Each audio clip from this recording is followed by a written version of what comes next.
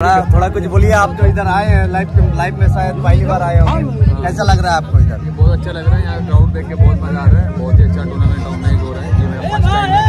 अभी तो फिलहाल फर्स्ट इनिंग हुई है, बहुत एंजॉय किया है। अभी देखिए क्या होता है मैच का। ठीक है, चलिए, थैंक यू।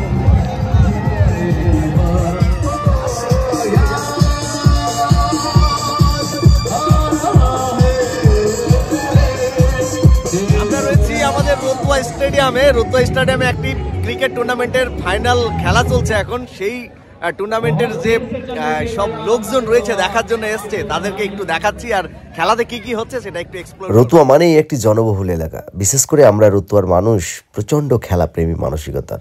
তাই আজ রতুয়া স্টেডিয়াম ময়দানে হাজার হাজার মানুষের ভিড়। গত কদিন ধরেই চলছিল একটি 19 দলীয় নকআউট ক্রিকেট টুর্নামেন্টের, আর আজ তার ফাইনাল খেলা।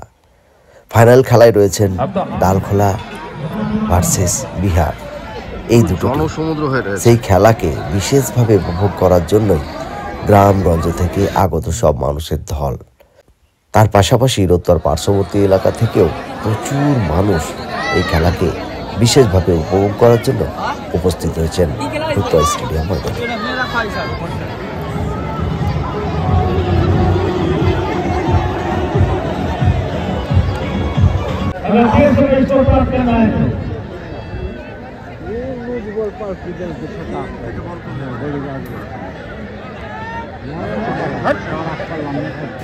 আপনারা এই যে ব্যক্তিটিকে দেখছেন টুপি পরে জার্সি পরে একজন খেলোয়াড়, ইনি হচ্ছেন আমাদের ভারতীয় টেনিস ক্রিকেট টিমের ক্যাপ্টেন অঙ্কুর সিং।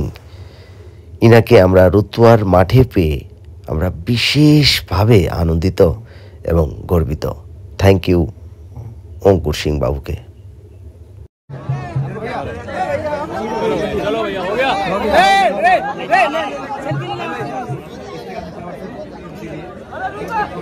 এইমাত্র খেলার ফলাফল হলো ডালখোলা জয়লাভ করল বিহার টিমকে হারিয়ে, এবং তারই আনন্দে রতুয়াবাসী তথা মাঠের প্রতিটি জনগণ, প্রতিটি দর্শক আনন্দে মেতে উঠেছিল, ইভেন আমিও।